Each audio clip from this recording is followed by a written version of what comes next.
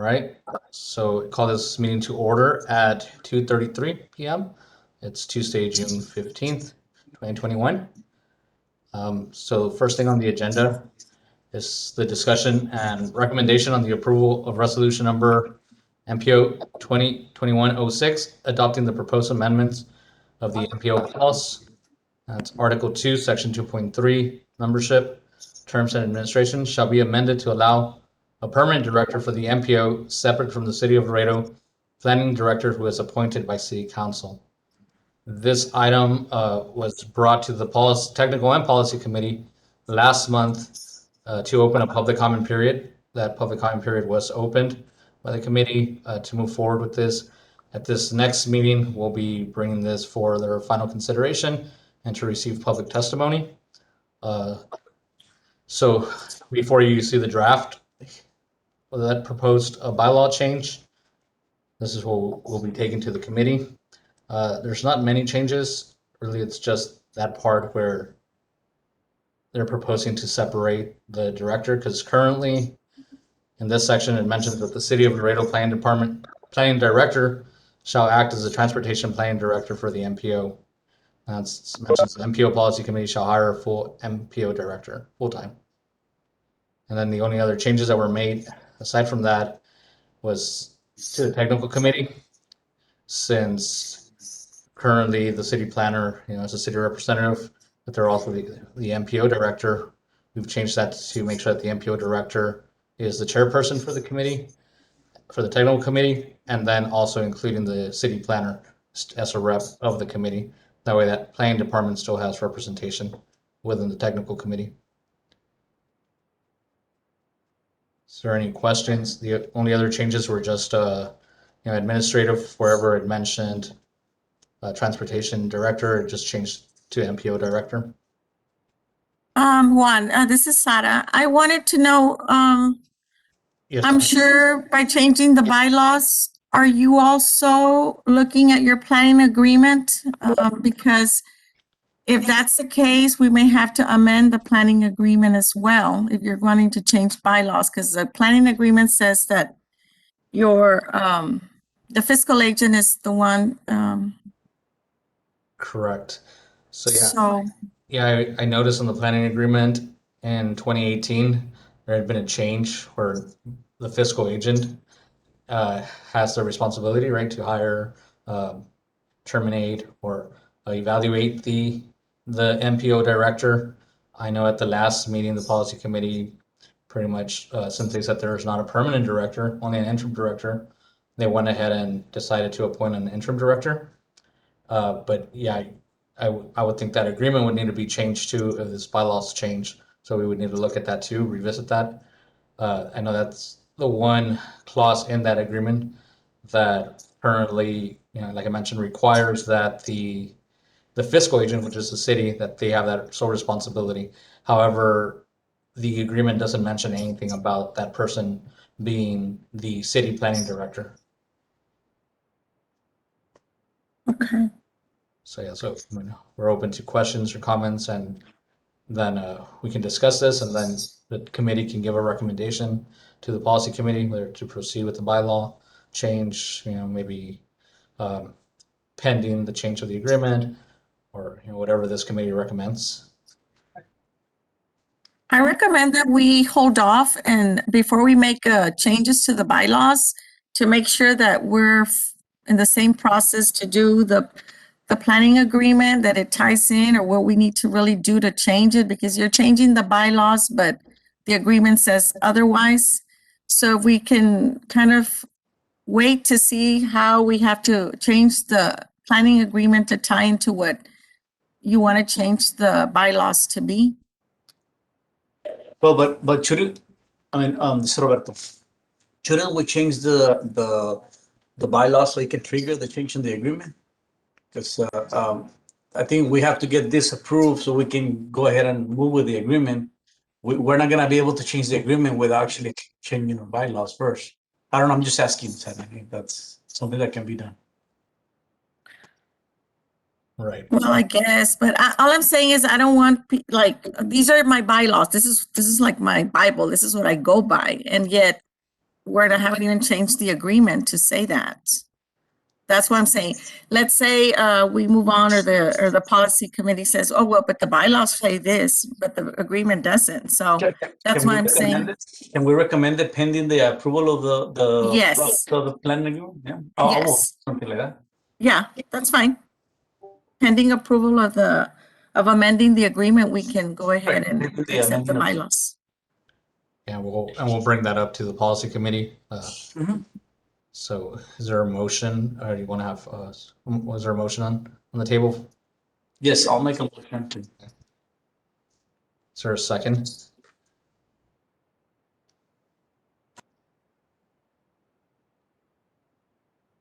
I'll second it. All right, Sana, thank you. So just to re-clarify, the motion was to, recommend the approval to change the bylaws pending the change in the agreement, so, right, or for it to be tied to that change to the agreement. All right. Can I ask a question on the wording of this? Yes, go ahead. Okay, it says, to allow a permanent director for the MPO separate for the city of Laredo plan director who is appointed by city council. Who is appointed by city council? The permanent director of the MPO or the city of Laredo planning director? The way it's written, it's ambiguous. It's the City of Laredo Planning Director, who is appointed by City Council. Okay. So, yeah. Why does that need to be in there? Well, in the original bylaws right now, as they stand, it mentions that the planning director, the city planning director is the MPO director. I think they're just trying to specify that right now. The planning director is appointed by the city council and not by the policy committee, to make that distinction. Is that the way it's gonna read the article? Because I mean, if we're gonna leave it there, maybe it should just say it should be amended to allow an independent director or MPO from the county, the city, or text that, Yeah, so we'll go back to the change here. So previously it said the City of Laredo Planning Director shall act as the Transportation Plan Director for the MPO. The MPO Policy Committee shall hire a full-time MPO director. That's the Okay. change that's being made. That's fine. If you all propose any changes to this, then we would have to take it back for a public comment period. No, that's fine. What you get in there, that's fine. Dan, I just thought that the way you wrote it in there, that's the way it's gonna read in the right, bylaw. and that had to stay like that. That's the way it was written when we Okay. opened the public comment period last time. So we didn't make any changes to that since it was taken like that to the policy committee in May. Mhm. That's a good one. Dan, did that clarify your question? I'm sorry, I didn't understand. Yeah, did that clarify? I read one thing one way and then you're showing me something that reads another way. What's the correlation? Right. So this is just the item, the way it read, and this is, like I mentioned, in May when they took this to the policy committee to be to open the public comment period. This is the way it read. To amend Article 2, Section 2.3 membership shall be amended to allow a permanent director for the MPO separate from the City of Laredo Planning Director who was appointed by City Council. So that's just the way they worded the item in May. Like I mentioned, I had to keep it like this since it was already taken to them in May like that. But the actual bylaw change reads this. So I can ask that clarification for the committee. The only reason the language wasn't changed on that agenda item was just like I mentioned, when we took it to the policy committee last month to open the public comment period, it was taken as is. Okay, I'm not following, but it's okay. Yeah. If you guys We understand. want you to follow it, Danny. Well, I know, but you're showing me one thing that's got a bunch of different words, and then I'm looking at something that's got one thing in blue that's different. So I don't understand what one thing has to do with the other. One of If I'm the only one that doesn't understand, that's okay. I mean, as long as you guys are smarter than me, we can do it. One of them is just the wording on the agenda item. I think this has a little bit more of a description, and this other one I'm showing you here is the actual change to the bylaws. This is the bylaw document. So why would you show them something that doesn't reflect what's going to be changed to? That's the way it was worded. Yeah, that was the way it was worded in that May policy committee meeting when we still had a previous director. That's the way it was taken to the agenda. And like I mentioned, it was that same discussion to open the public comment period. If we're going to change that now, we would have to reinitiate that comment period. But But yet it's not going to get accepted and put that way into the actual policy or whatever. correct. Yeah, I guess the way, I mean, I had seen it was, Danny, I had the same question. It's not gonna be written like this on the bylaws. The bylaws is what's showing on that other document. Yeah, but yet we can't change this one. Who cares if we can't change this one? It's the one that goes in the bylaws, that's the important one, right? Well, maybe in the agenda, it should say this is what the changes to the article, and this is how the article is gonna read now. That would We're gonna that show would make both. sense to me. That would make sense to me. the way I saw this one was always just as a descriptive. It wasn't the actual amendment. Always saw this agenda item here in the letter A as a description of what's being proposed to be changed. But you're right, it's confusing, right, with, It's confusing because it sounds like that you're reading the article itself. You see what I mean? Exactly, but what this is just a description. yes, that's correct. Okay, I got you. But yeah, that needs to make clear. Like I said, I did not understand that at all. Okay, yeah, we'll work on clarifying that for the policy committee. And that's good that you bring that up. It is somewhat confusing. Any other questions? Or there was a motion, there's a second by Sara. There was no more discussion. If there's any objections, raise your hand. Right, or just, right, no objections. Moving forward, motion carries. Next item on the agenda is the discussion and recommendation on the approval of resolution number MPO 2021-07, reaffirming support for adjusted statewide pavement and bridge condition targets. In this item, this was something that was recently brought up by TxDOT. So we have the resolution. And speaking with Sara from TxDOT, she mentioned that the statewide targets for pavement and bridge were updated. These are the performance measures for PM2. They were slightly updated. So TxDOT's just asking MPOs to reaffirm that we're supporting the statewide targets. MPOs have the option to either adopt the statewide targets for these performance measures or to create our own or establish our own. Our MPO has always adopted the statewide targets. That's what we've been doing. I know the last time that they were approved was back in 2019. They did a 2020 target and 2022 target. These are the original targets, and then the 22 updated targets. So you see there are slight changes on the pavement on interstate highways. The measure or the target for percent in good condition was 66.4, and that's being updated to 66.5.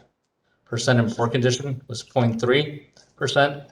That's been updated to 0.2%. And then for pavement on non-interstate highway, and still in the national highway system though, percent in good condition was 52.33%, and that new target is 54.1. Percent in poor condition was 14.3. That's being reduced to 14.2%. And then for the national highway system bridge deck condition, percent in poor condition was updated to 1.5% from 0.8%. And then the percent in good condition performance target was not changed. That was left the same. As I mentioned before, these targets had been adopted before by the MPO policy committee. TxDOT did make an update during their periodic review of these, and now they're asking that the MPOs just reaffirm the support for them or incorporate our own. Can I make a dumb suggestion? Yes, go ahead. Okay, and I know everyone's going to roll their eyes at this, but it actually implies precision. You've got on the in the poor condition, 0.30%. Everything else just two decimal places, but then you got 0.2% and 1.5%. This should be shown to that 0% also. Yeah, that's a good suggestion. I did do that originally. The only reason I changed it was because the numbers that were presented to us this time were only one decimal place. So, that way I'm providing the accurate information. I didn't want to just make that assumption myself. Well, I would. I mean, but you understand it apply the Yeah. 0.2 can be up to Correct. a little bit higher, a little bit lower, and it still comes out on the rounding. But if you put another decimal place, Correct. Yeah, All right. what I'll do, I'll go ahead and verify, like I said, the data was presented to us, it showed that. I'll go and verify the exact number right, and I'll add those. If not, we'll make sure we'll make all those consistent for the next meeting, for the policy committee. But we'll make that change. That's a good observation. Juan, are these just PM2 or was there PM3 also? These were just the PM2s. I saw the PM3 travel reliability. Haven't seen those. If you have those, if you want to, but yeah, Oh, you're saying it okay. was only PM2. In the past, we've approved them together, PM2 and PM3. Right, right. But PM3 it didn't change. Didn't, Yeah, okay. that's from the data that you had shared with me. Okay, so if it didn't change, that's fine. All right. Sir, any other questions? Like I mentioned, we'll go ahead and make that change on the decimal. But I'm gonna, just for accuracy, I'll make sure that, it's 0.0 or what that second decimal place is. Okay. So is there a motion for a recommendation to the policy committee?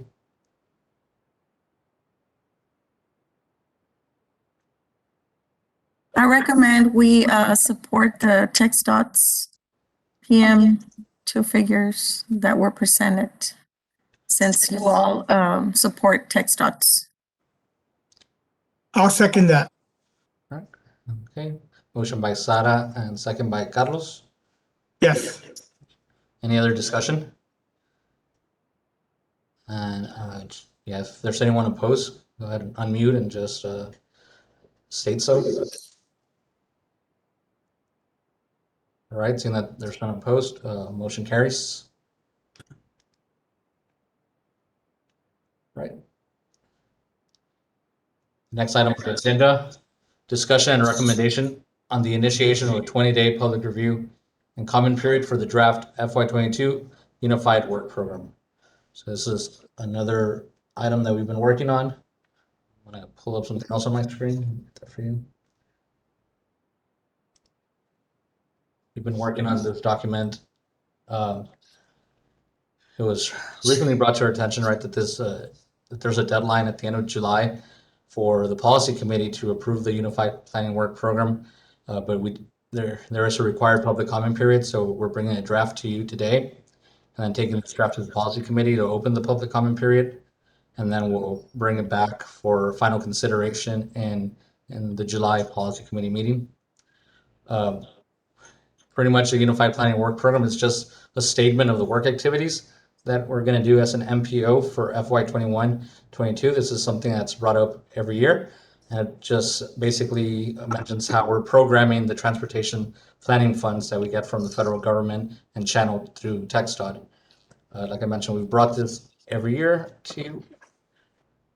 This can be amended at any time, also throughout the year. So it's important to note that. Pretty much it just covers the different activities that we're doing, but I'll give you just a very brief summary on the funds that we're programming.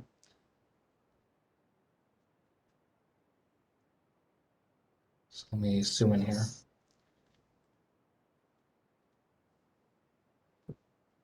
So this is the format that TxDOT requires us to, prepare this document. So there's certain task numbers, task 1, which is management administration, task 2.0, data development and maintenance, task 3.0, short range planning, 4.0, MTP long range plan, and 5.0, which is special studies. So these are the tasks where every month when we, go ahead and, expense something, it's allocated to one of these tasks and we submit that to TxDOT for reimbursement. So in the past, we've been spending about $300,000 to $400,000 a year. So there's been a significant carryover. This year we're estimating, because this is always based on an estimate, since we know the figures for the end of FY 2020. Now that we're preparing this for FY 21-22, we need to estimate how much we think we'll have left over at the end of the year, and then add in the additional transportation planning funds that we'll be getting.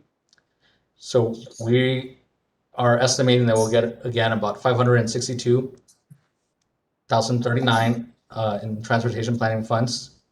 The estimated unexpended carryover is about 1.8 million.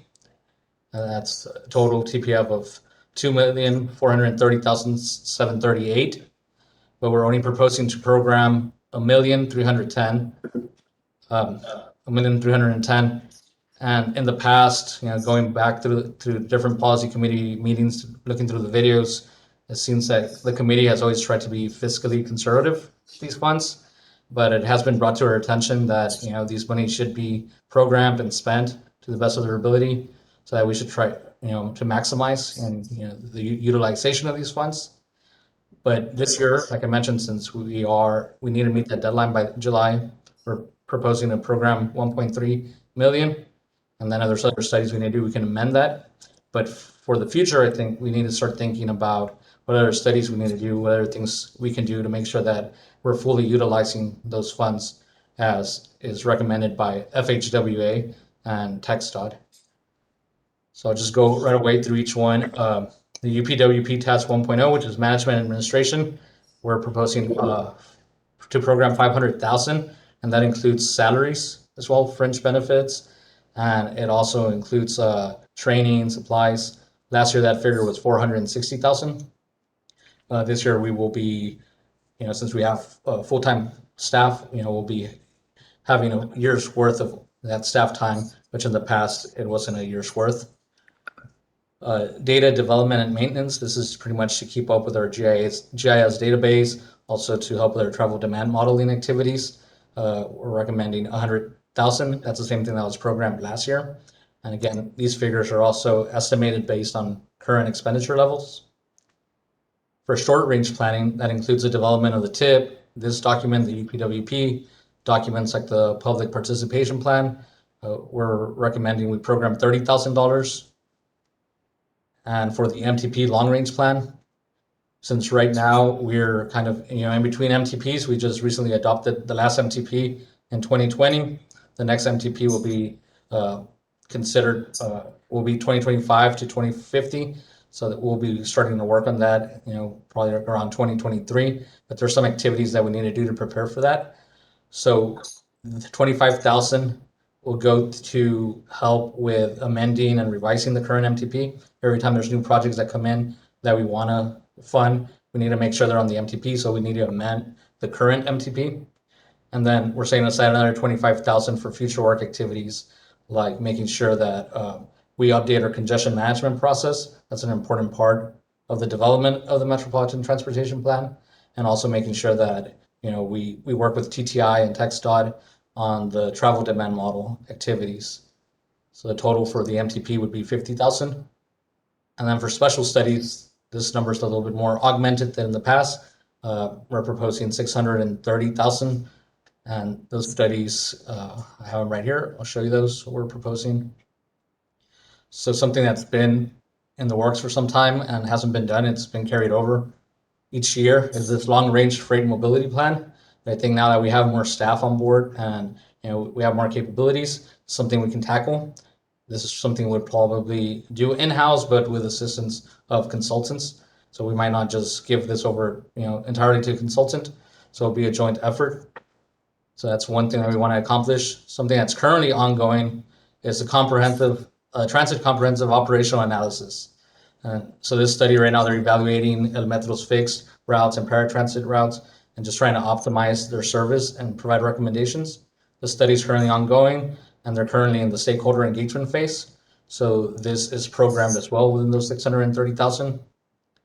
Something else. Juan, can I ask you a question before you continue on? Yes, go ahead, please. This is Monica Garcia with the Transit Department. I believe that when Kirby used to be here, he did talk about someone in your administrative staff planner was going to be, transit orientated and things to that nature. Did you already hire that person or not? So the way the hiring had worked, I had come on board last year in July, and I was going to help with more active transportation activities. So that's like the active transportation committee, which I've been chairing. And I think that's what he meant by transit oriented, like also, helping transit and active I transportation. talked about a planner actually knowing transit. No, that's actually the first time I had heard about that. So I'm sorry. In this UPWP, now that you're talking about that, I'll show you right away the proposed org chart.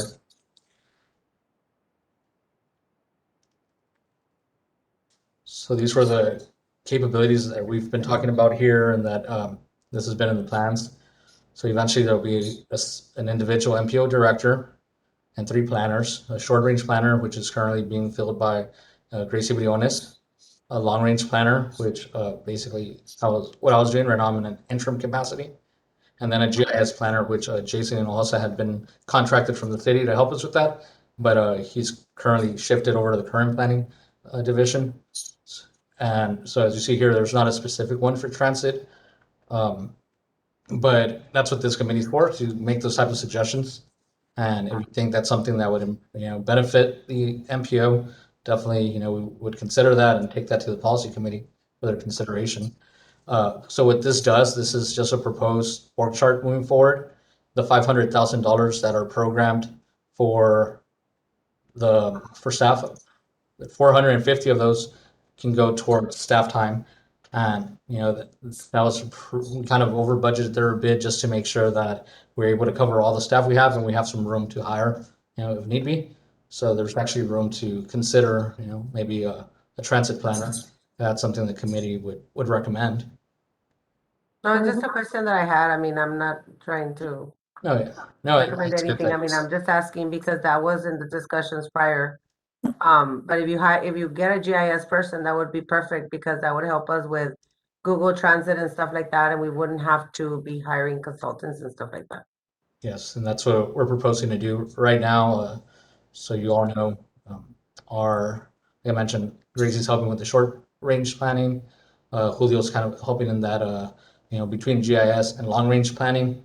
And then myself, right now, in the interim director role, still trying to help with long range planning. But the idea would be to have 1 director and 3 planners, one focus on short range planning, another one on long range planning, which could, take transit into consideration, and then one that's helping with GIS, which would also help transit. I think that's the idea moving forward about making the MPO, staffing up the MPO. So we could also provide technical assistance and be a resource for the city, for the county, for other entities, right, in the community. So it's not just for ourselves, it's for the entire region. So like if El Metro needed something or the city of Laredo needed assistance with a project, the MPO could provide, staff time for that. Thank you. I appreciate your information. No problem. The other thing that had come up in studies was sidewalk gap analysis. This was a recommendation of the active transportation plan.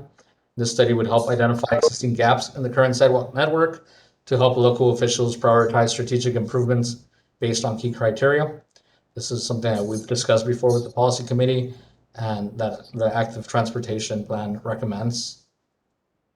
And this would be something also to be conducted in-house or by consultant if needed.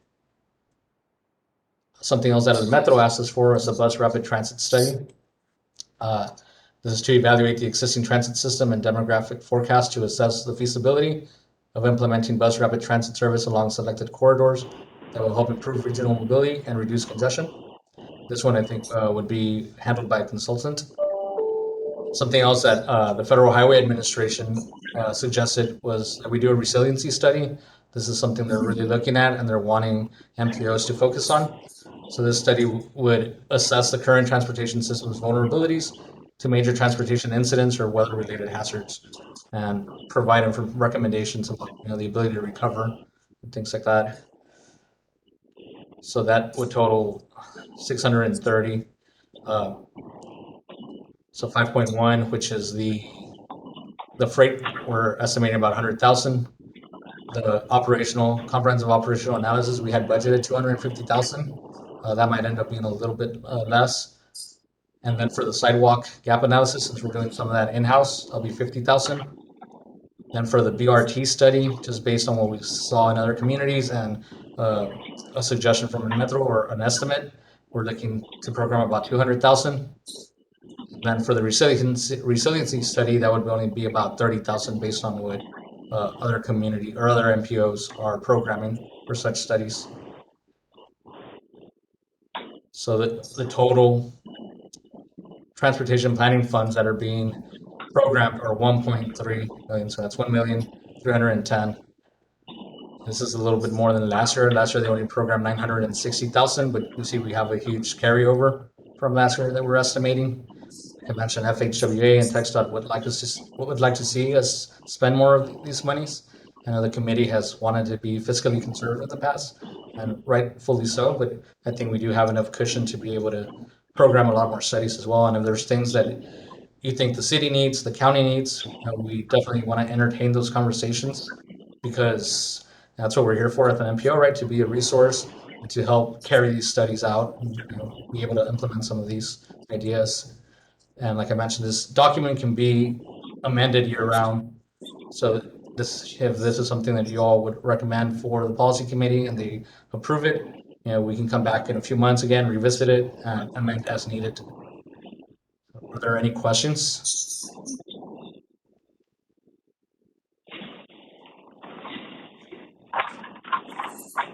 I have a question. That combination, the combined transportation planning fund, that's something that's done yearly? Is that correct? Yes, that's correct. And Sara's here, and she can help me answer this. But yeah, that money are the planning funds that are channeled from TxDOT to us from FHWA. So those funds are specifically for planning activities to do these type of things, the studies, the MTP that we need to do, the TIP that's required, which is the Transportation Improvement Program. So this is an estimate based on prior year authorizations, but it's stayed around the same, about 550, 570,000. So that's what we're estimating. And are we utilizing that money to its fullest? Is that one of the items that you feel that we need to use more of? So right now we are wanting to utilize it to the fullest, but since in the past, maybe it hasn't been utilized to its fullest, it's been carrying over. So that's why we have this surplus now. You see down here? And we're estimating at 2.4, and then we're programming 1.3. So there would still be a surplus of about 1.1 million for the following year. So that's where we kind of need to start chipping away at some of that money, because as TxDOT has mentioned to us before too, there's no assurances that they can take that money back and use it for other statewide planning activities. So we do want to use those monies. Sara, I don't know if you want to add something. No, you explained it well. I guess what you see, the carryover is so large, but usually they are given, like you said, about 550, 570 a year. So they tend to use that money, but you still have old carryover. So you keep on kind of carrying over the last year, and then this year you'll carry over last year. And it's just kind of a pattern that happens. But I mean, I don't want them all to go spend all the money, but yet, I mean, I think they have enough money to start thinking of other projects that maybe the city, the county, El Metro, someone wants to, for the MPO to do a study and something they're wanting to do. And that way we can actually start using that money instead of just carrying it over all the time. Right. Hey, Sarah, let me ask you, is there any way we could look at another community, another city, and see what they're using it for? Maybe grab some ideas? Oh, yeah. Yeah, you can do that too. I mean, like I said, it just depends on everybody's needs of their city. But yeah, anybody can Google in any MPO and in any, the 25 districts we have and 25 MPOs we have, and you'll see that the kind of studies that they use it for. So yeah, we can do that. Yeah, and I think that's been done before, and that's something we did in developing this. So we did look at other MPOs, and something that I noticed was that a lot of MPOs are programming 90 to 100% of their funds, which we haven't been doing. And one, what you've looked at, is there anything that grabbed your attention that maybe we as a city the MPO could do here? I mean, I think they're doing a lot of stuff with transit, active transportation. Definitely the resiliency stuff is something that I saw a lot of MPOs are doing now. So, and a lot of corridor studies, also like focusing on specific sub areas, and also doing things like complete street studies. So there's a lot of other things that we can be doing. Canopy studies for tree canopy for your resiliency. Yep. Total population within proximity to the parks and safe routes to the parks, which complements the safe routes to school, and the freight mobility. Just to name a few. Yep. Thank you. Yeah, thank you for your questions, Carlos. Any other questions? There's no other questions. Is there a motion to provide a either positive or negative recommendation to the policy committee?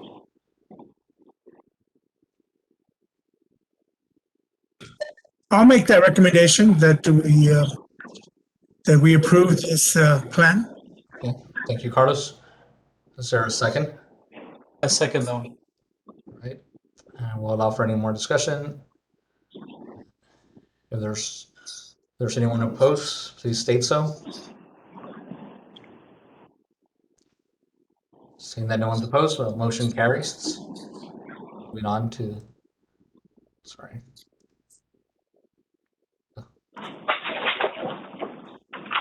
Right, this item on the agenda, discussion and recommendation to direct the interim MPO director to issue a request for qualifications for an independent accounting firm to conduct an audit of the MPO, including but not limited to determining that the MPO's federal aid expenditures comply with federal planning program requirements, determining the expenditures are allowable, necessary, reasonable, allocable, and in accordance and compliance with federal requirements, determining that proper approval was given for expenditures, there is adequate documentation to support the MPO's expenditures, determine that there are sufficient controls in place to prevent fraud or misappropriation of federal funds and any other matters incident thereto.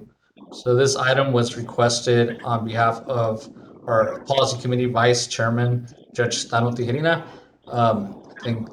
I don't know, you all have seen some of the discussions that have been ongoing. I think the previous director had made a comment about how the TAP funds were used in the past.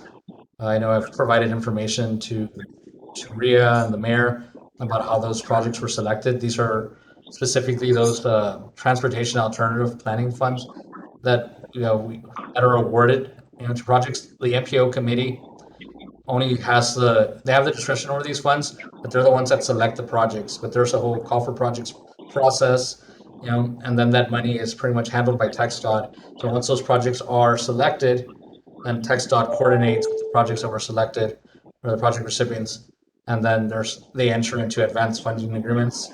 So there's a lot of controls in place, from FHWA, TxDOT, but I think there had been some speculation that funds might have been misused.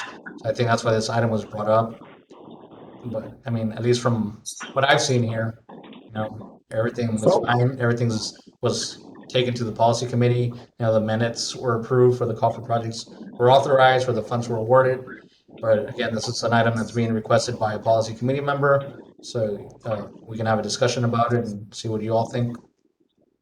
Juan, if I may, I know based on the document, we don't see any of these things happen. But even the policy committee or the judge want to have it. Remember, city is still the fiscal agent, so the RFQ has to go from the city on behalf of the MPO. Because unless it's separated, MPO director, acting director cannot issue an RFQ because it's still the city is the fiscal agent. And so if committee wants to make a recommendation, make that recommendation, and then policy committee wants to proceed with it, we'll craft the RFQ, we'll have one sign it, but it has to go from the city. Okay. Yeah, that's a good point to make. And I know there's these funds are, like I mentioned, they're housed with TxDOT. So I'm sure it also, implicates them somehow, or not in a negative way, right? But just, we need to consider them as well. So I think there's still some discussion to be had about this and see how we can, move this forward. I know the way it's worded, it's just like a general audit, but I know that it's getting at those funds, right? Yeah. Go ahead. Sarah, is there something that you would like to add on this one? I mean, on this discussion? Yeah, I was looking at the item and I want to say that TPP, which is a division in TxDOT in Austin, we need to find out what is what is the issue, and then we take it up to our external auditors if they need to come down and do an audit. So we don't recommend that you go and hire anybody. We need to find out what is the issue, and then we take it up and we get with the external auditors, I'm sorry, and they come down And I want to say I had already requested Laredo to be an area to audit because of so much change that's happened, not because of anything that's happening, just the fact that MPO directors we've had, and I don't think they've come down in a while. So I would hold off on this and I will get back to you all and let you know when they can come down and just kind of just table this or just wait off to see what. But my recommendation would be for you all to hold off. I will talk to my boss in TPP and we'll see if you are all next to be able to get audited. But I'll go ahead and, like I said, I need to know why this is. I know you addressed it right now, the TASA. So I guess I could tell them this is because it's a TASA that they find that maybe the funds were not properly or fairly given to. But like I said, I think everything should be in place because, I mean, I look at those two and the AFAs are done here and I've never seen, when the call for projects go out, if the county does not apply, that's, beyond our control. But if they apply, then they go through ranking. There's a ranking. Everything's in black and white there. There's no reason to doubt that this was, fraud or anything. But yeah, if you can just, I guess, hold off. I wouldn't go and hire anybody else to do it. We would probably come in from TPP and see what needs to be done and addressed. Yeah, and there's a question if we do this, right, who's going to pay for it, which would probably be the MPO. And then, we would need to program that. And is that the best use of funds for the MPO? So all of the Right. audits. Yeah, that's what I'm saying. I think it would be done by our division, not so much the MPO funding the money and all. Yeah, because that's the other thing that we need to make note of. I mean, the MPO really doesn't hold any money because the city's our fiscal agent. They front the money to Right. us, and then Right. TxDOT reimburses the city. So really, the MPO as an entity of itself never really sees any of this money, right? Mhm. That's correct. So I don't know if there's any questions for a discussion. What we could do is, depending on what this committee feels, we can take a report to the policy committee, tell them, just what was discussed here. And then at the policy committee meeting, I mean, I'm sure Ria and Sara, you all will be there and maybe bring these issues up as well. But this was an item that was just requested from a policy committee member, so it's something that I need to add to the agenda. But we can have this similar discussion at that meeting. But, if there's other thoughts right now, or anyone else that feels that, maybe you think that we do need an audit, I mean, you can go ahead and express that as well.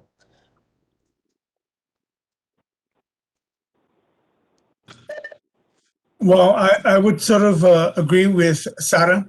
I think we should table it, let them do the review. I mean, obviously, this committee wants to be as transparent as possible.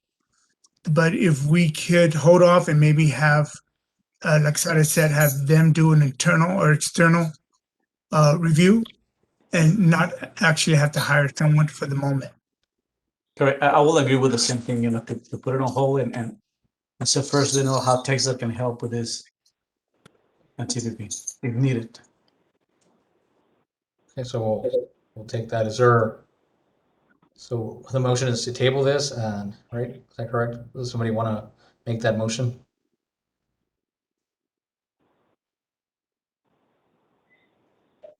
I'll make the motion to table it. Okay, Roberto, is there a second?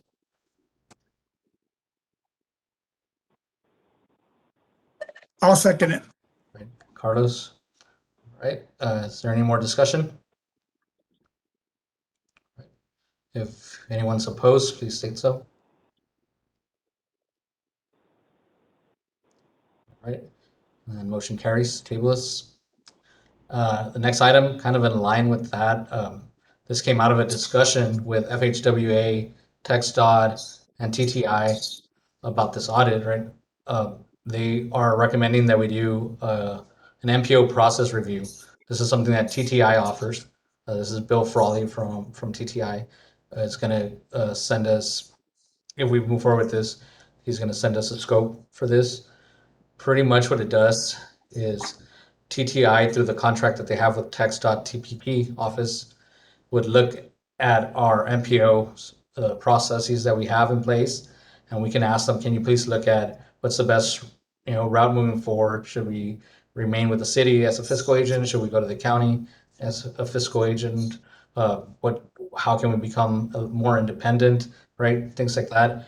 So that's something that they would do for us. They would create a working group based with members of the city, the county, bring all that working group together and, come up with some recommendations and review the process. And then that way they can come up with an unbiased assessment of the MPO. That's something that we want to propose to the policy committee. And there's a lot of talks about changing the fiscal agency, making these changes. So just for the sake of making sure that we proceed cautiously, that's something that we want to consider. I think it's a good idea. I mean, to have someone like TTI look at the whole process and make the recommendations and even help us with this transition. You know, they are very familiar with all the other MPOs. They actually provide a lot of the trainings. So this can be a good help to everyone to make sure we do the whole process the right way and we get all the questions and everything answered, throughout the process. Right. And the way this process works, I would need to send an email to SATA requesting this, and then they talk to TTI, and then they would have to go through their approval. Once it's approved by them, right, then the project can commence, or that process review can commence. But I will need a policy committee approval to be able to initiate that request. So, Sarah, are there any issues with something like this? No, not at all. I think it's a good idea, and all I need is like that they're asking for assistance, and we send it up to. I'll send it up to TPP, the person that's in charge of the contract for TTI. It usually gets approved within 1 to 2 days, and then just find out what dates available for TTI to come down, because they want to come down. They don't want to do virtual. They're going to come down and meet and have meetings and all. So we just need to coordinate the dates. And there's no costs incurred by the MPO for this, because that's through the contract rate with TxDOT. And Right. TPP pays for it. Great. Okay, so is there a motion on this item? Can I ask one dumb question? Go ahead, Dan. None of your questions are done. Okay, you show this money that rolls over from year to year, and then inside even said that this year's money rolls to years next money. But I keep hearing this comment, it's not going to cost us anything. It's not going to cost us anything. It's not going to. Why are we scared to spend money Right. if we have it sitting there? Well, can I say something? It's just because like what they're asking to do, sometimes we can take care of it internal. Like we don't want them to go hire someone to do it. No, but I'm talking in general. Like for instance, let me bring up something.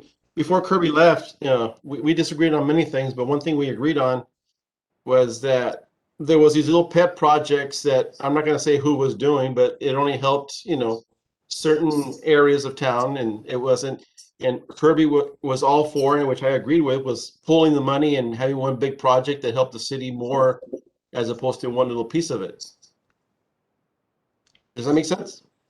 Yeah, and I think the issue that's been in the past, at least from what I saw, like I went back and saw different policy committee videos from the meetings, and it seems like they're at one point they're questioning these funds, right, and how that maybe that they're using too much. They wanted to have a cushion, but I think the way they were looking at it was like they're looking at a city budget, but this is really, these are planning funds to do planning studies. That's Right. the only money we receive.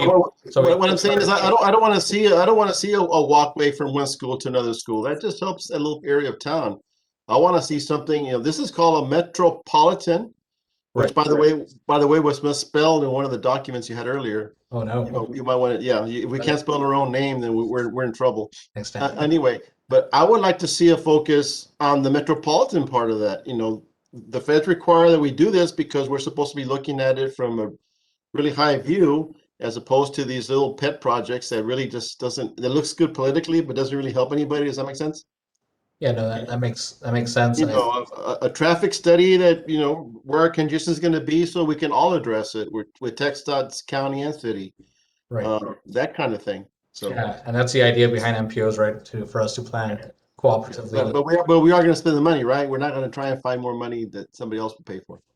No, we're gonna answer in the UPWP for this specific item that we're talking about, the process review, this is just something that doesn't have a cost associated with it since Right. CTI takes care of it. But definitely, like I had mentioned earlier, if there is studies that city or the county want to consider, and let's have that conversation, right? And bring this to the policy committee, to this committee and the policy committee. But Yeah, you're right. I know I'm talking too much, but like That's all something right. something that Monica said earlier, I agree with 100%. Is that the GIS? Since 20 years ago when I first heard about it, I've been a big follower of it. I've been trying to learn it myself and not very well. But, these days, knowledge is gold, and I don't think what we use demographics enough here in Laredo. We just go by what one person thinks, and then there's a bandwagon that forms around that person's opinion, and then we move forward with no real evidence to back it up. We don't follow trends of where the warehouses are going for trucking. We don't follow trends where the where the houses are being built, and we don't really plan around it very well. Right. And that's what I'm trying to get to. Yeah, we need to do a better job of that. And in that, going back to that UPWP, we do have 100,000 programmed for those type of activities for data development. So those are definitely things that we've been considering and things we want to do. Keep up our GIS database, see what other databases we can create, and also have that on the website and see how else we can utilize that in our planning activities. That's real important, and a lot of other MPOs are doing that, and we need to start doing that. I just wanted to add, a lot of my prior time working with the MPO did create a lot of data, converted a lot of these data that was on paper and put it out on a GIS. So that way, when performing these analysis, I was able to view these data points or data layers and run that in correlation with where development's going. A lot of time, a lot of this information is not presented to the technical or policy committee. Just in regards, I'll give you a couple examples. The GIS data that was created for El Metro for the COA data, I took that data from the Google Routes and some of the stuff they provided and created a data set so that way Stantec can use something to perform their analysis on Laredo. And we use some of that information in designing our active transportation design, seeing if some of these routes were going to conflict with bus stops and their future bike routes that we were proposing. And then just two other examples I'd give is at one point, Mr. Galo from policy committee had mentioned doing an assessment on 59 for the exit of the Life Downs. That was one that I thought, MPO could take on, or performing an analysis on, do we build a bridge to go over the rail or let the rail build a bridge over us for transit? And so looking at some of those components, and like you said, incorporating our demographics with our new census data, that's definitely a lot of the stuff I spend time on. And if that's something, we'd look to continue doing, I'm talking with Juan, I'm putting all this data up online so that way it's visible for y'all, and then we can go from there and just kind of review what's been created and then what we're going to do going forward. Yeah, and Jason's been a big part of that, and unfortunately, right now he's helping the current planning team. So we lost a huge asset right now in the MPO, and he's not able to help us right now. But he did, develop a lot of these data sets. But we're still talking about how to incorporate all this, and hopefully, we'll hire our own GIS planner, and we'll be able to maintain that and also create our own databases. Because right now we're using pretty much the cities, right, Jason, geodatabase. Mr. Mendia, can I ask a quick question now that you're talking about projects and ideas and such?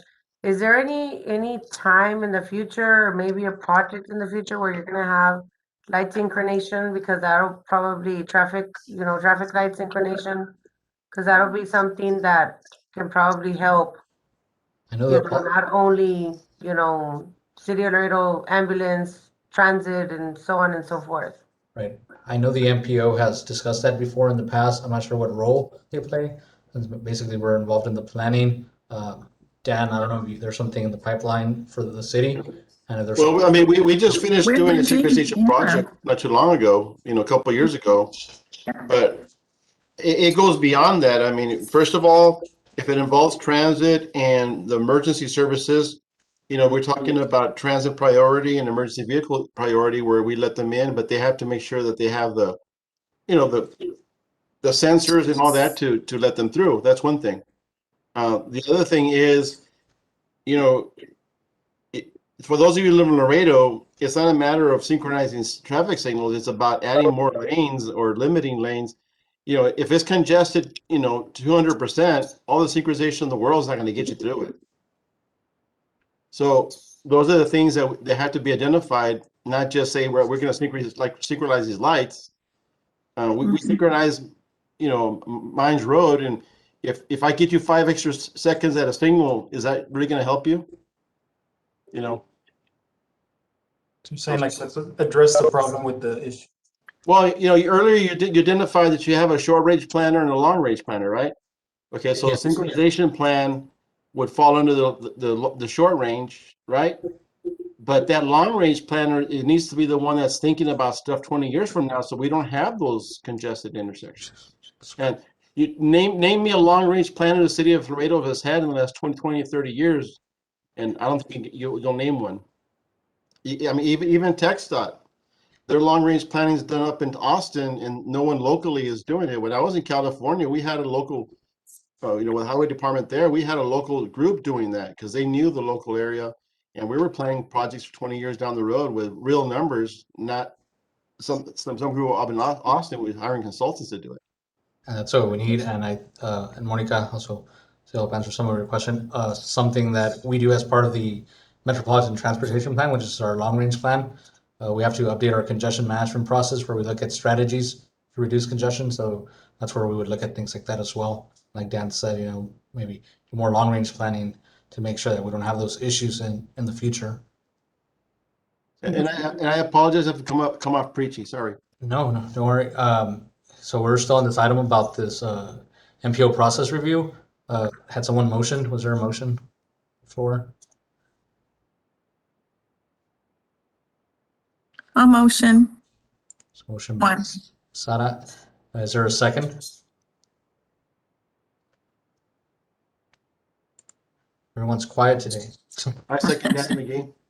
Dan, thank you, Dan. All right. If there's no more discussion, okay. If you're opposed to this or you object to this, please state so. Seeing no objections, motion carries. Next item is something that Metro requested that we add. As you know, they're working on that North Laredo Transit Hub. So they've asked us to provide a letter of support to the city of Laredo and at Metro Transit on their application to the U.S. Department of Transportation, Rebuilding American Infrastructure with Sustainability and Equity, also known as RACE. So they're applying to this grant. I don't know if there's someone from Monica or Eddie, if someone wants to speak to this. What exactly you all would like to see from a letter of support from us? I'm gonna have Eddie go ahead and tell you guys about it. He's the one working on that grant application.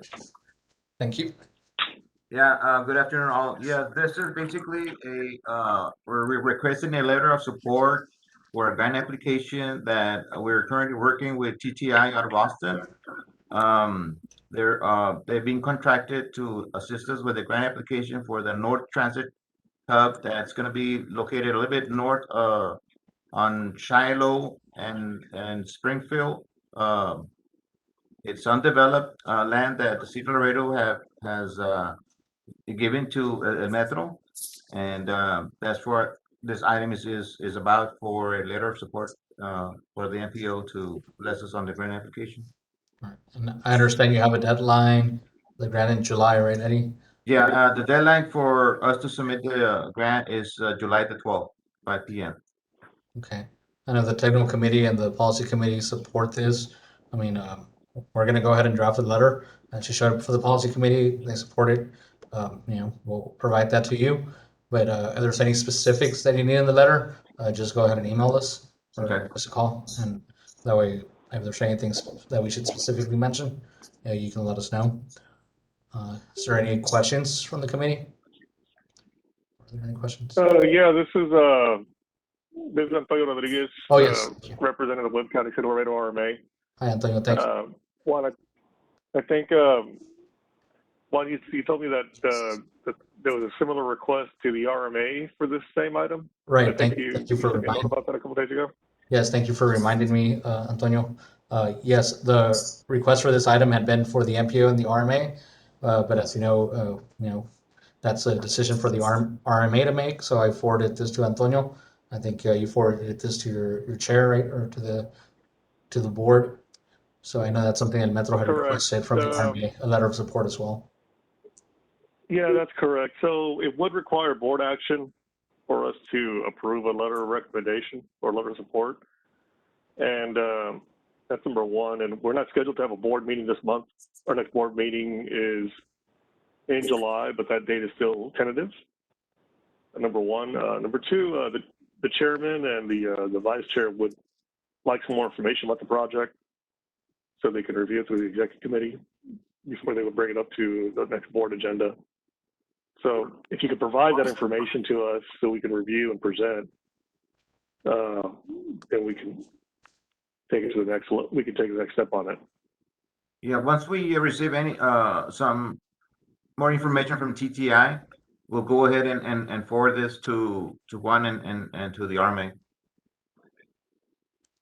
Great. Thank you. Thank you. Thank you, Antonio. Thanks for reminding me of that.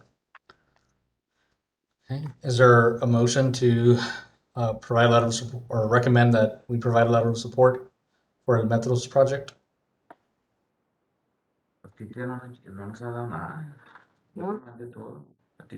make that motion to draft a letter in support of the transit hub. All right. Thank you, Carlos. Is there a second?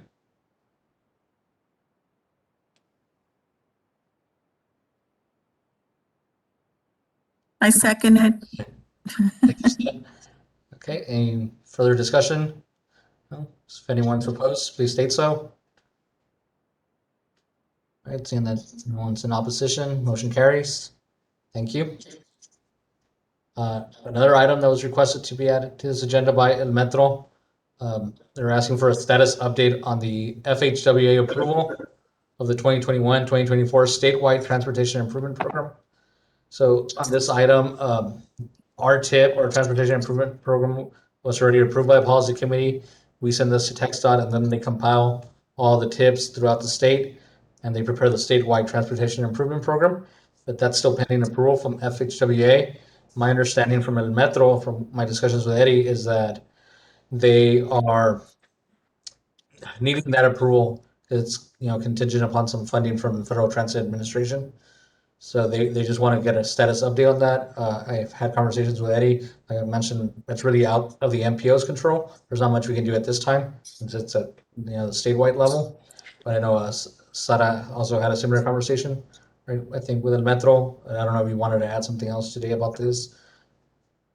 I just checked with FHWA and it's still not going to get approved soon. So I hate to be the bad burden of news, but were you able to talk to someone, Eddie, did you talk to Tony to let him know, Boli? Yes, EMTA? yes, I did talk to Tony on Friday, this past Friday, and what he told me that he was gonna ask Gail there in Region 6 to see if it maybe there's a chance that they might exclude or make an exception for all transit projects from this tip.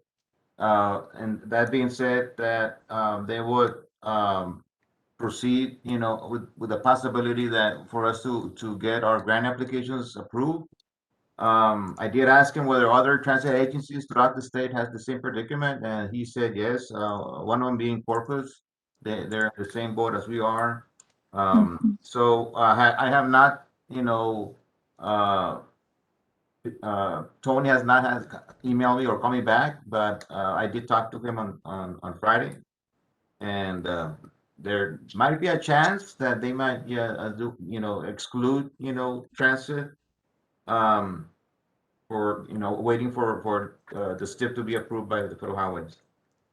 I hope that happens that way. Yeah, I know. Just to add, we're kind of the same situation on our projects for construction. We're still waiting on the steep approval because we had some projects that we need to clear environmental. And we heard at one time, that they had given the authority to the executive director to approve. And they had said first it's going to be the 20th of May. And then they say by the end of May, it didn't get approved. June the 1st, we got a new executive director, Mark Williams. Now they're talking, it was going to be June. And so far we haven't heard anything, so we're still waiting. I mean, we're talking to them about every other day. How's it going? Because we have projects that we need to clear environmentally to proceed with. So on this item, Eddie, I haven't added it to the policy committee agenda because it's going to be the same answer. Are you okay with us removing it from the policy committee agenda? Yeah, that's fine. Go ahead and remove it. Yes. Okay. All right, and we'll keep communicating, and whatever questions you have, we can see how we can help you with that, and hopefully Okay. that'll be approved soon. Let's hope so. Thank you. Yeah. Is there any objections on that on the committee? Mhm. Okay. So finally, the last thing is to review the upcoming policy committee draft agenda, which is many of the same items that were discussed here. There's only two other ones that are different just because those are directly considerations for the policy committee.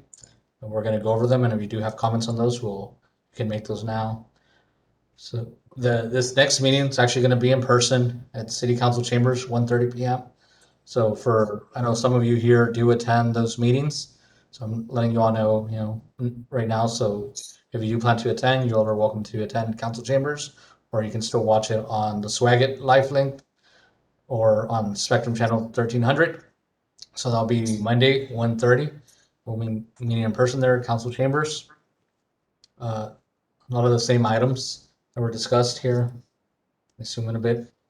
So again, there's an item on, or reviewing the minutes first, and then the public testimony and approval of that resolution to adopt the proposed amendments.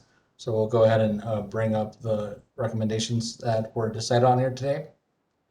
Then the discussion with possible action on the approval of the resolution reaffirming support for adjusted statewide pavement and bridge condition targets, which is also discussed here. Receive public testimony and initiate a 20-day public review and comment period for the draft 2022 FY22 Unified Work Program. So this is again something that we discussed here today, and you all provided a recommendation.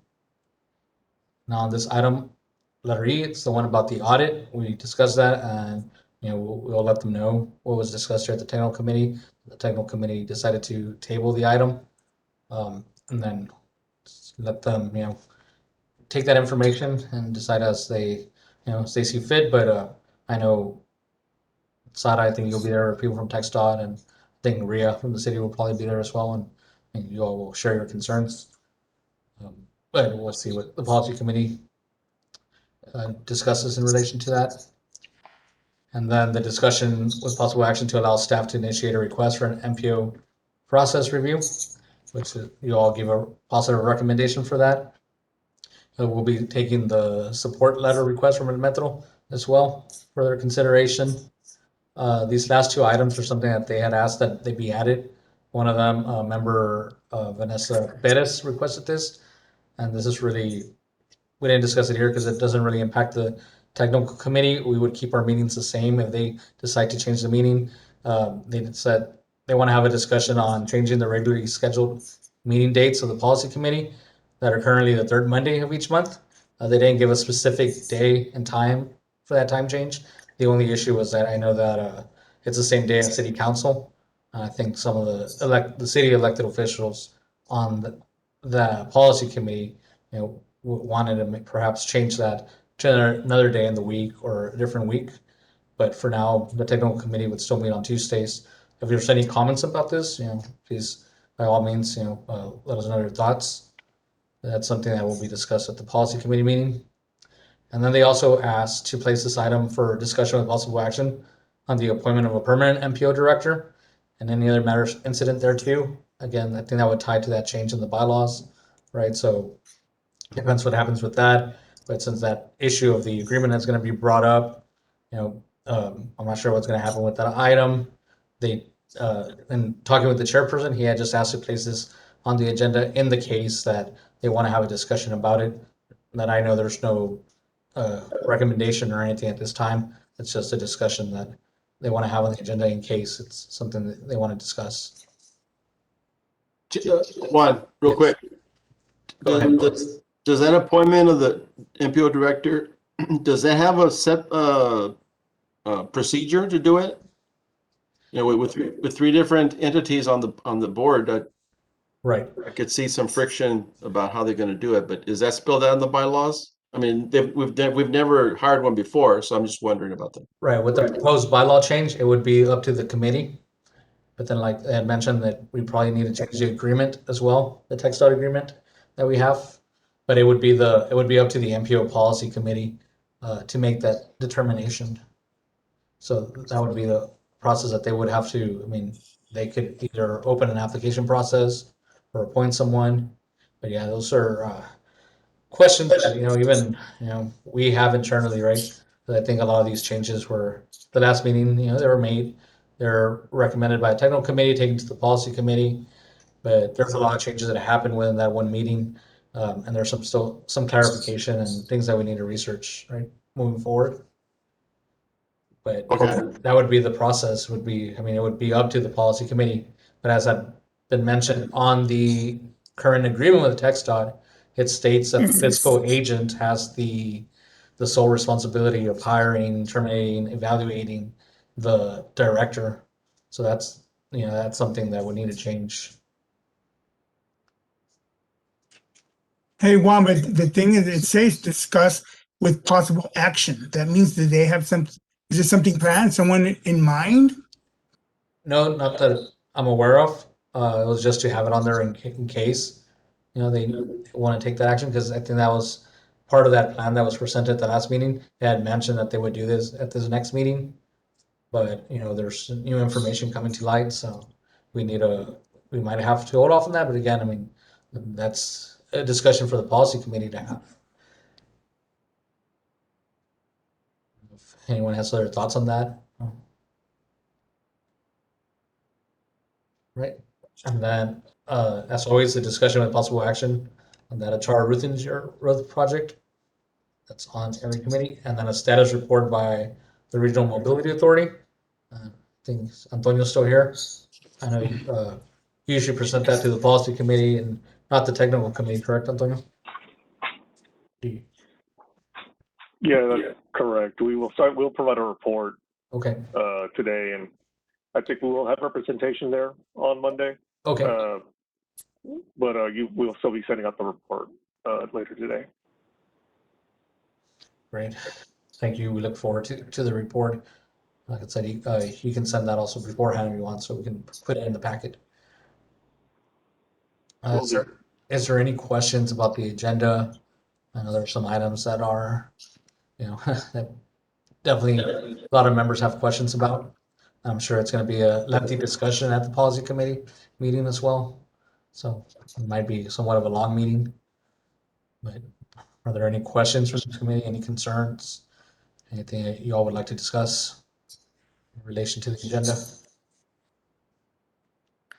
I have a question. So when that item comes up at the end, are we going to be addressing that the agreement says differently? Yeah, I would think. I mean, we need to bring that up, right? So I think. Yeah, because, I mean, I don't know if you need to give them a copy on their packet, or I don't know, but I mean, that needs to be kind of, because we're going into discussing that, but we're saying, but the agreement says this. And not that we can't amend the agreement, but I mean, we really can't, I guess, take action until we decide. I mean, it's a little bit kind of which one do we do and stuff, but I'll find out. And at the same time, I still think that, it needs to be addressed with the policy board, because they're probably, One of my things or concerns, and you all think, but like, if the policy committee decided to take any action, but it's in violation of the agreement, I mean, well, then who governs the policy committee, right? It's like, I mean, it's still their say, right? They're the ones deciding to do that in violation of the agreement. So then that would need to be changed after, but I don't know, like, who governs the policy committee? Really, it would be I don't know if the agreement stipulates that, right? What happens in cases, and I need to read further into that. In those cases where there's a conflict between a policy committee action and the agreement. So I guess my question to you, like, also how, I know the agreement's changed every so many years. The last one was changed in 2018. The current agreement expires in 2024. what's usually the process to go about amending that? I don't think it was specifically I clear. think you need to take it to your policy and to whoever signed the, I guess, So like this, fiscal agent and the policy so committee. so this committee right now could recommend that we take, we reword this item to include that, right? I would think that we could do that. They could, but the city also needs to agree because the city is the fiscal agent. Right. So it's between both of them, I would think that.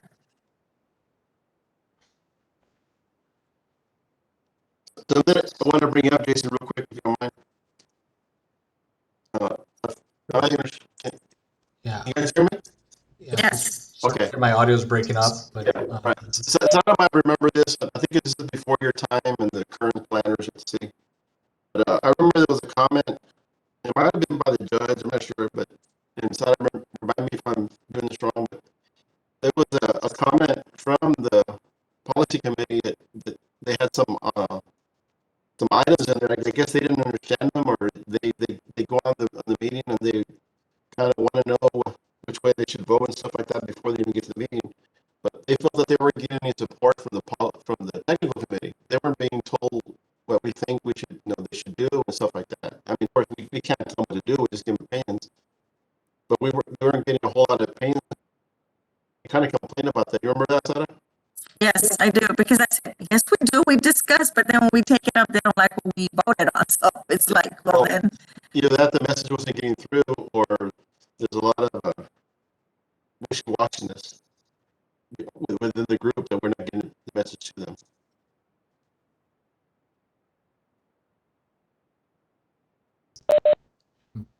I heard most of that. I recall My that. audio's breaking up.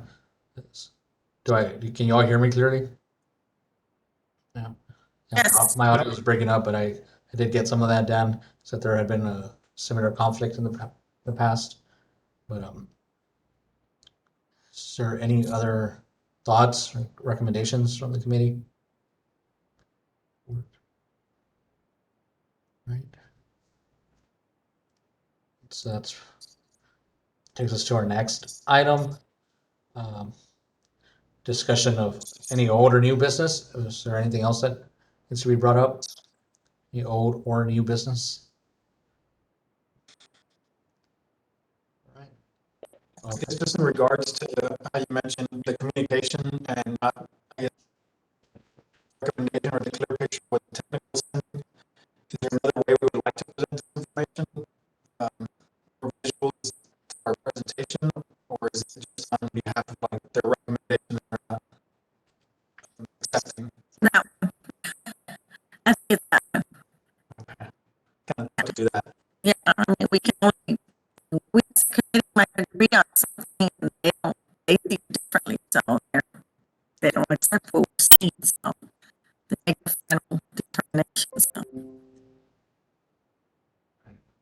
Sorry, my audio keeps breaking up for some reason. But the- Right. it's better- Great. Can you hear all this, Chrissy? So everybody else's audio is fine. Dan, go ahead. The question of 56. This goes back to the last game. I thought it was a very interesting point. I'm sure we heard Ms. Reed's comments and Kirby's and all that. But I guess to clarify mine, but you do the report earlier. The MPO director is going to come in hopefully this meeting next, whatever they do. And I guess that you should Gracie is a short range planner ready for the MPO. She's an MPO employee already, not a city employee. Full-time. You're off cities.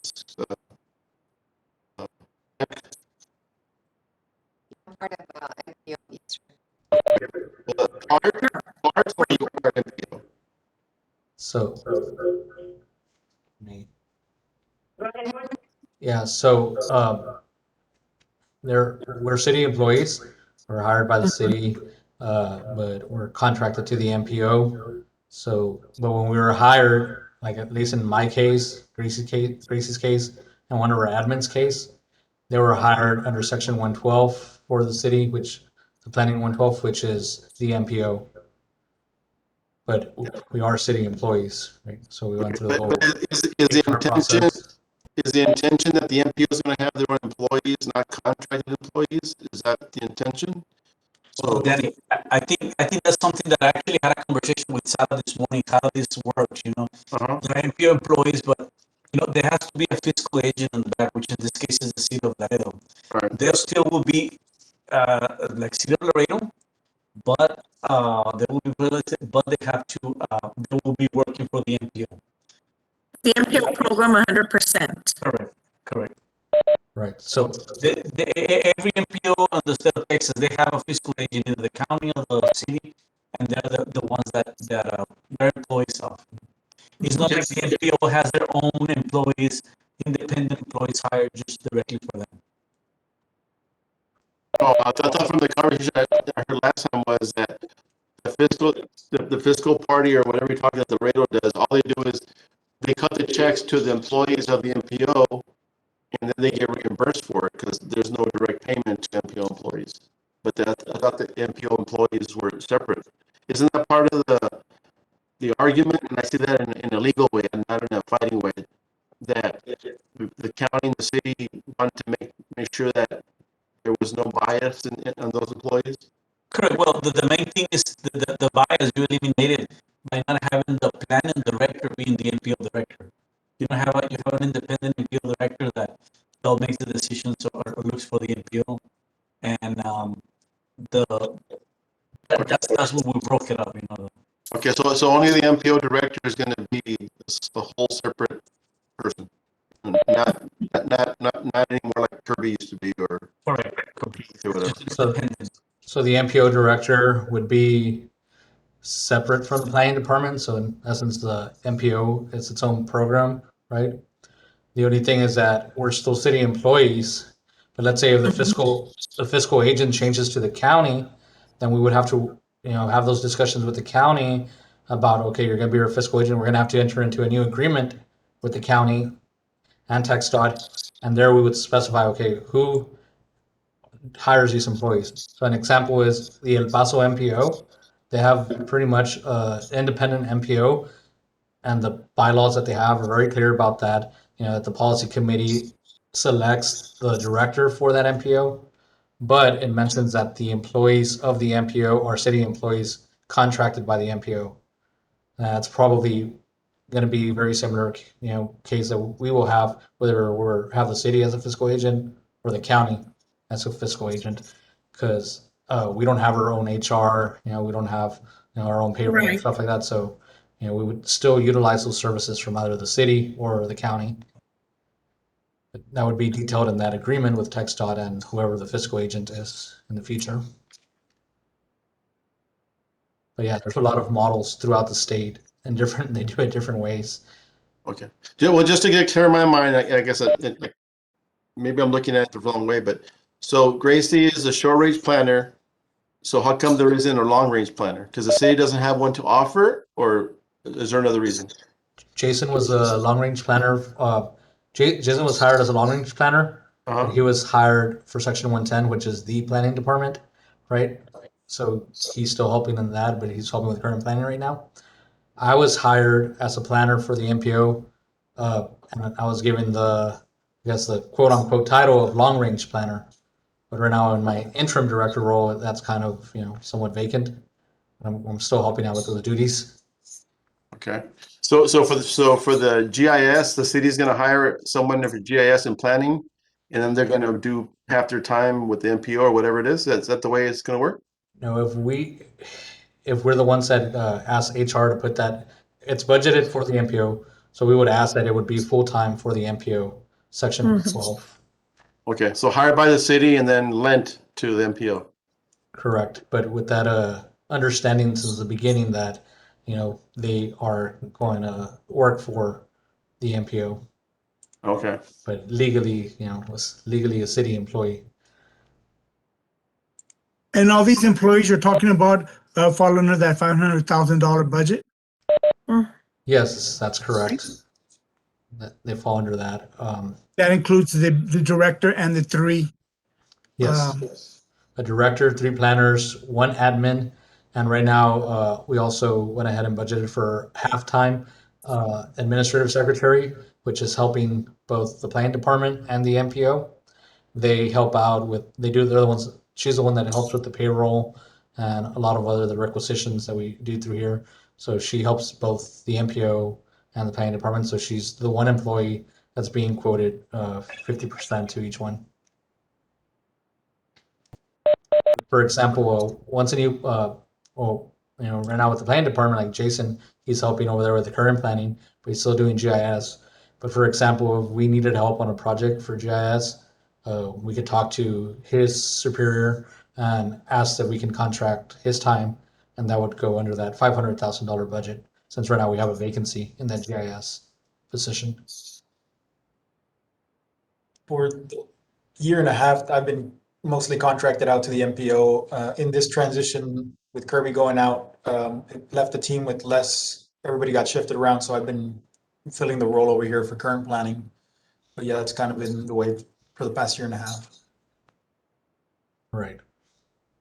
I hope that made sense. I mean, I think sometimes ourselves as employees, right, have those type of questions, right?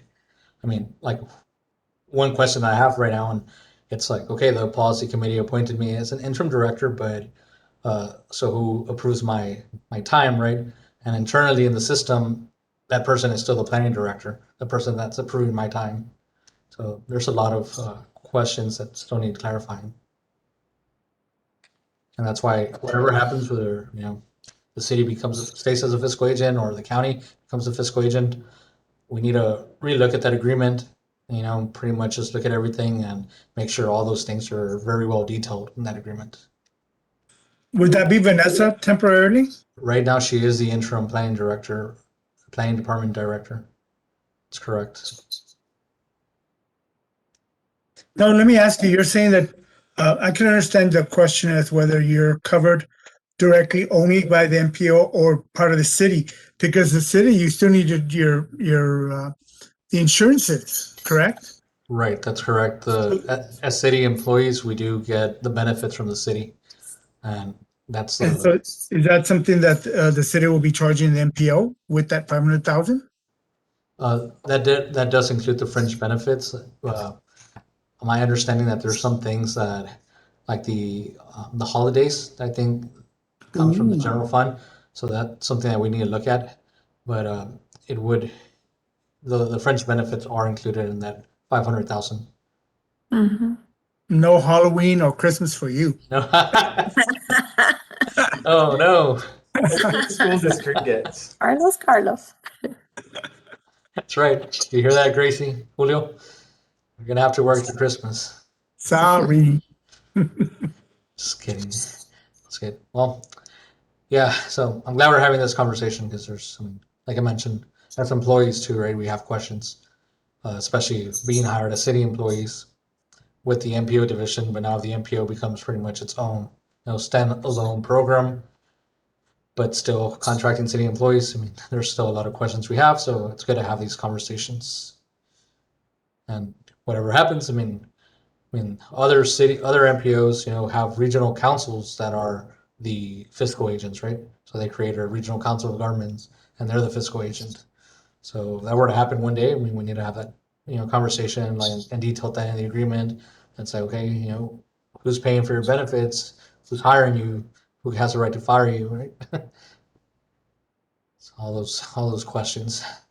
I think that's why that process review that we brought up earlier, that's really going to help us maybe clarify some of those questions.